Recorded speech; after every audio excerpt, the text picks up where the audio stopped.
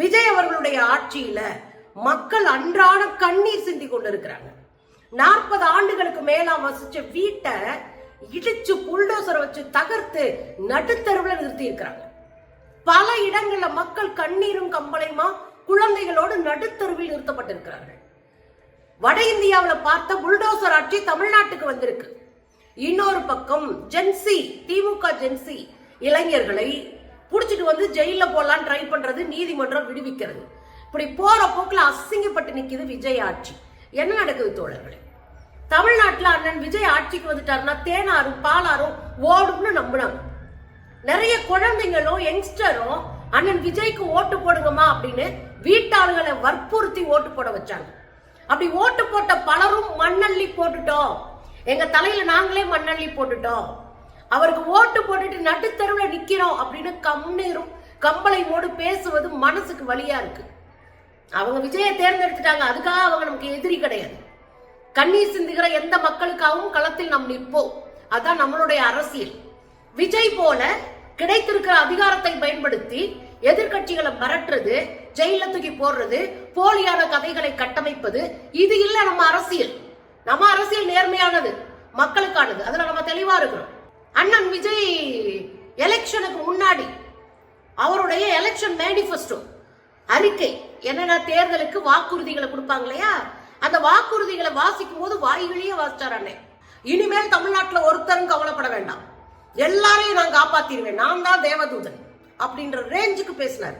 அதுல ஒரு இடத்துல அவர் பேசியிருப்பாரு, அரசு நிலத்தில் வீடு கட்டி கரண்ட் பில்லு, வீட்டு வரி, இது போன்ற அரசு ஆவணங்களை ரசீதுகளை வச்சிருந்தா அவங்கள பத்திரமா பாத்துக்குவோம், அவங்களுடைய வீடுகளுக்கு நாங்க என்ன கொடுக்க போறோம், அவங்கள நாங்க பத்திரமா பாத்துக்கிடுவோம், அவங்க வீடுகளுக்கெல்லாம் பட்டா கொடுத்துருவோம் அப்படின்னு உருட்டி விட்டார். இதுல பலரும் நம்பினாங்க. நம்ம பல முறை பட்டாவுக்காக போராடி இருக்கிறோம். 40 ஆண்டுகளுக்கு மேலாக இருந்து பட்டா கிடைக்கல, ஆனா கரண்ட் இருக்கு, அதுக்கு நம்ம வரி கட்டிக்கிட்டு இருக்கோம், வீட்டுக்கு வரி கட்டிட்டு இருக்கோம், எல்லா விதமான அரசு உரிமைகளையும் நம்ம வாங்குறோம், ஆனா வீடு பட்டா இது இல்லை அப்படின்னு கவலைப்பட்டவங்களுக்கு அண்ணன் தேனை வார்த்தாரு, பாலை வார்த்தாரு. அண்ணன் சொல்லும் போது நமக்கே ஒரு மாதிரி சந்தோஷமா இருந்துச்சு, புல்லரிச்சது. அண்ணன் வந்துட்டாருன்னா அவ்வளவுதான், நம்ம ஏழை பாளைகளுடைய கண்ணீர் எல்லாம் தொடச்சு எரிஞ்சிருவாரு அப்படின்னு நம்பணும். ஆனா நடந்தது என்ன? இங்க சென்னையில பூந்தமல்லிக்கு பக்கத்துல ரொம்ப வருஷமா குடியிருந்த 40 ஆண்டுகளுக்கு மேலாக குடியிருந்த மக்களை தூக்கி வீசிட்டாங்க, கடாசிட்டாங்க, தெருவுல குப்பை மாதிரி எரிஞ்சிட்டாங்க. ஒரு வாரமாவது எங்களுக்கு டைம் கொடுங்கன்னு கெஞ்சுறாங்க அந்த மக்கள். எங்களுக்கு முன்னறிவிப்பு எதுவுமே வரலங்க, எங்களுக்கு மாற்று இடம் கொடுங்கன்னு கேக்குறாங்க. இது அரசினுடைய கடமையா இல்லையா? பாதிக்கப்பட்ட மக்களுக்கு மாற்று இடம் கொடுக்கணும், தங்குவதற்கு வீடு கொடுக்கணும், அவங்க வாழ்றதுக்கான சூழலை உருவாக்கி கொடுக்கணும், அதுக்கப்புறம் தான் அவங்க வீட்டை இடிக்கணும். நீதிமன்றம் சொல்லிச்சுன்னு பொல பொலன்னு ஓடி வந்து இடிக்கிறது ரொம்ப மோசமான ஒரு சூழ்நிலையில இன்னைக்கு அந்த மக்கள் கதறி இருக்கிறாங்க. அதுலயும் ஒரு சகோதரி பேசுறாங்க, நாங்க ஒரு வாரம் நாங்க டைம் கேட்டோம், ஒரு வாரம் டைம் கொடுங்க, நாங்க ஒரு வீடை பார்த்து போய்க்கிறோம், நாங்க பிள்ளைகட்டியோடு ராத்திரி எங்க போறது, வீட்டுல இருந்து எங்களுக்கு புதுசா எங்க போற முடியும், அப்படி போன உடனே வீடு கிடைச்சிருமா அப்படின்னு கதறினாங்க. கண்டுக்கவே இல்லையே, இடிச்சு போட்டுட்டு அம்புட்டை அள்ளி வெளியே தூக்கி எறிஞ்சிட்டு போயிட்டே இருக்கு தமிழ்நாடு அரசு, விஜயினுடைய அரசு. பாருங்களேன்.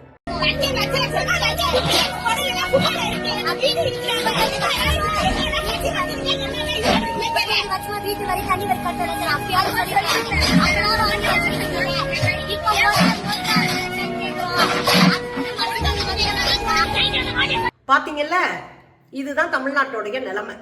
ஆனா அண்ணன் என்ன சொன்னாரு, எல்லாரையும் கண்கலங்காம பாத்துக்கிறேனாரு. இன்னொரு இடத்துல அண்ணன் பேசினாரு, மக்கள் நிம்மதியா வாழ்றதுக்கான வேலைகளை இந்த விஜய் செஞ்சு காட்டுவான், மக்கள் நிம்மதியா வாழணும், அதுக்கான வேலைகளை இந்த விஜய் செஞ்சு காட்டுவான். செஞ்சுட்டீங்க. இங்க பூந்தமல்லியில ஒரு கூட்டம் கதறி கொண்டு இருக்கிறது, பிள்ளைக்குட்டியோட எங்க போகுதுன்னு தெரியாம கண்ணீர் வடிச்சிட்டு இருக்கிறாங்க. ஒரு செங்கல் வாங்க முடியுமாங்க இன்னைக்கு?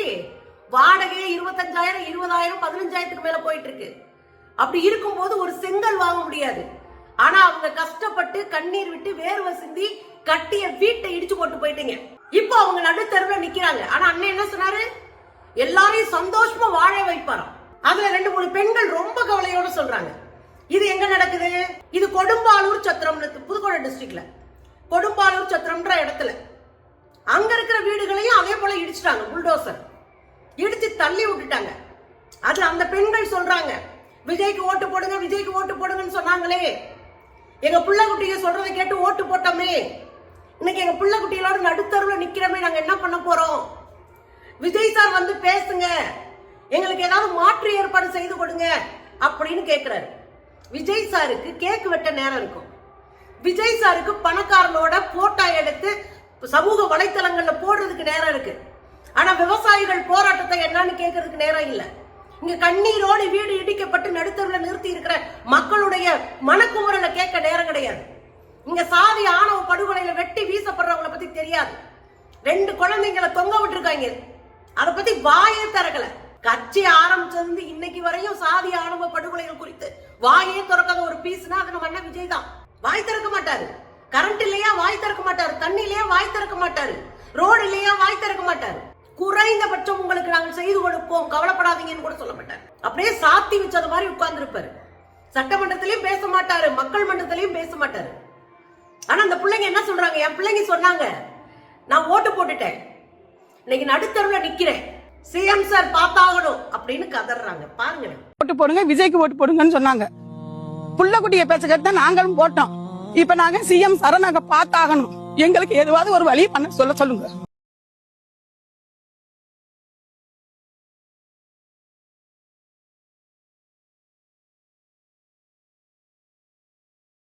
ரொம்ப கஷ்டப்பட்டு சாப்பாட்டுக்கே வழி இல்லாம பிள்ளைங்களை படிக்க கூட வைக்க முடியாம போராடிட்டு இருக்கோம். இப்ப வீடு எடுங்கன்னா நாங்களாம் எங்க போறது?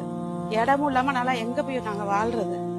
இப்பெல்லாம் ஒரு செங்கல் வாங்க முடியுமா, ஒரு மண்ணு வாங்க முடியுமா? விற்கிற விலைக்கு நாங்க வேற வழியில சாவர தவிர எங்களுக்கு வேற முடிவு தெரியாது. எங்களுக்கு புள்ள குட்டி இல்ல, கடவுள் இல்ல, யாருமே இல்லாம அது மாதிரி உட்காந்து பாத்தீங்கல்ல, மனசு எவ்வளவு ரணமா இருக்கும், எவ்வளவு கவலையா இருக்கு. ஆனா நம்ம அண்ணன் விஜய் என்ன பண்ணிட்டு இருக்காரு? விஜய் பாவம் அவர் பாட்டுக்கு இருப்பாரு. ஏன்னா அவருக்கு அரசியலும் தெரியாது, சமூகம் சார்ந்த பிரச்சனைகளையும் புரிஞ்சுக்க தெரியாது.